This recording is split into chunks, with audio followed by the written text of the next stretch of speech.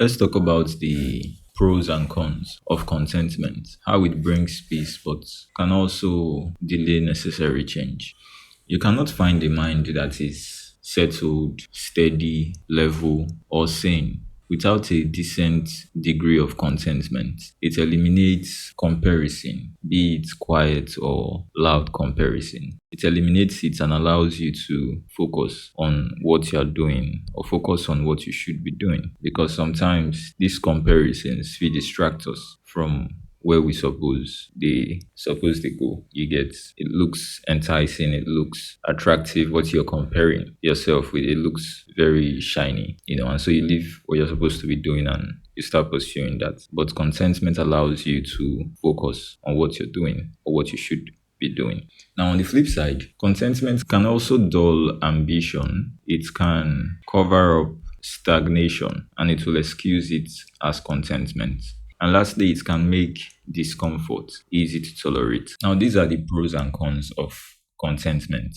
So let's try to introduce a midpoint in there somewhere. In recent times, a lot of our teachings globally has been guiding us towards contentment, and for good reason, because the majority of the challenges and problems that we face as people all over the world has been generated from this obsessive attachment to conquest. The way that we applaud it, the way that we celebrate it, the way that we encourage it.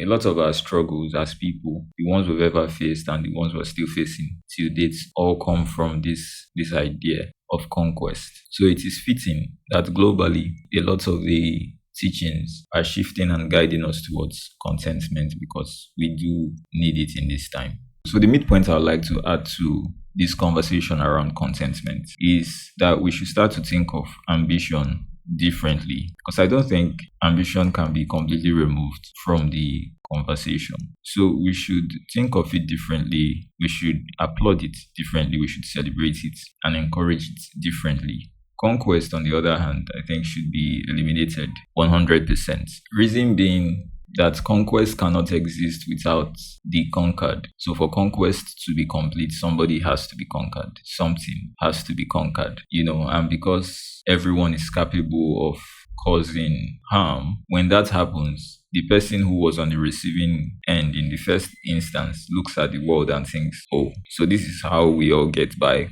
This is how you get ahead in life. Okay, means I have to go into the world and, do my own conquest too. So the person goes out there and they do what they've observed everyone doing. And so the loop continues, right? We never get to the place we're trying to get, which is a better evolution of our species, of our societies, right? So I think conquest should be completely removed from the conversation.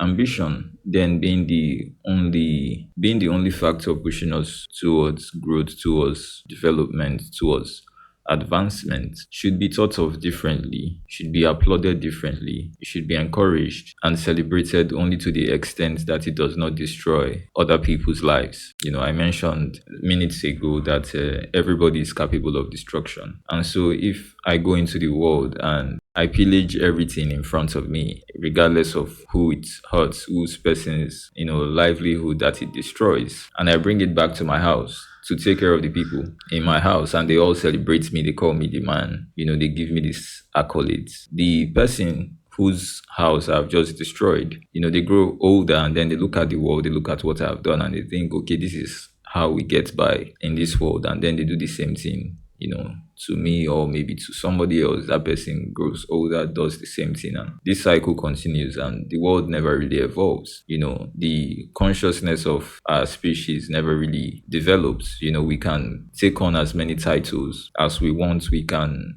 build as many tall buildings as we want and tell ourselves that these things are symbols of how enlightened we are, of how evolved we are. But the reality is our societies don't really reflect it in the way that we treat each other. It's not reflecting this evolution that we speak of. It's not reflecting this enlightenment that we speak of. So the world just keeps deteriorating because everybody wants to be a monster, right, to survive. So ambition will only be said, or should, in this new world, only be celebrated to the extent that it does not destroy other people's lives. The means through which I provide for my loved ones should not destroy the livelihood of another person. I understand that a person might find themselves in a situation where that is who they need to be, to even survive, so they can even have water. I understand that that reality is very real. What I'm speaking to here is the celebration of it. So if that is where you are, don't celebrate it. If that is how you're moving, that is how you're engaging, don't celebrate it. Exist in that space with the understanding that this is not the way to live. And the next minute you are able to make a U-turn and change your life, turn your life around. That is the goal for you. That is the goal for you. Because what we do oftentimes is we look around the world and this is the option that we've chosen. This is the solution that we've chosen. And rather than looking at it and saying, oh, no, I don't like this thing I'm doing. And the minute I'm able to move out of it, be raise and jump, I don't want to come up for this lifestyle. Rather than doing that, what we do is we start to look for words, we start to look for affirmations, we start to look for quotes, we start to look for proverbs that justifies the behavior, that says what we are doing is right. And so we sit in it because now you are justifying it. What that does, you are reworking your psyche, your worldview. You dey reshape them. That's how you become a psychopath or a sociopath. You are reshaping the way you think now, the way you see the world. You are saying what you are doing is the right thing to do, not is the wrong thing. I'm doing it because this is the only way I can survive. And as soon as I'm able to get out of it, I'm getting out of it. That's not what you're telling yourself. You're telling yourself it's the right thing. So you're reshaping the way you think and turning yourself into a psychopath or a sociopath or I'm not sure, So that's what I'm speaking against here. Don't sit in it. Don't justify it. That cannot be what we celebrate because nobody is going to win in a world like that. Now, this is a conversation that can spread in a lot of different directions. There's one direction while I was writing the script for this yesterday, it kept coming to mind, but I'm not going to speak about it on this episode. If at a different time I feel the need to speak on it, then I'm going to speak on it and maybe speak on it and any other aspects to this conversation, other areas that it can stretch that comes to mind. I'll speak on those ones at a different time.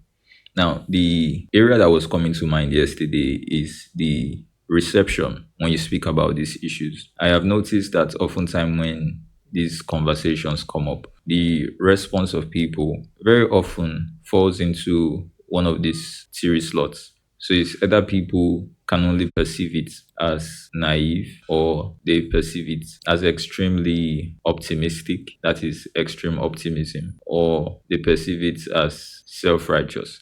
I think this last group, I think this group are the cynics. And there are arguments that I can make for all three of these parts, but I'm going to leave it for this conversation. If I feel the need to get into all these other aspects, the ways that this contentment issue can spread or stretch, then if I feel the strong need to do it, then I'll do it at a different time. But for now, this is where I'm going to leave the conversation. I hope that you keep making decisions that help you stay aligned with your spirit, right? My name is Osas and I'll see you in the next video.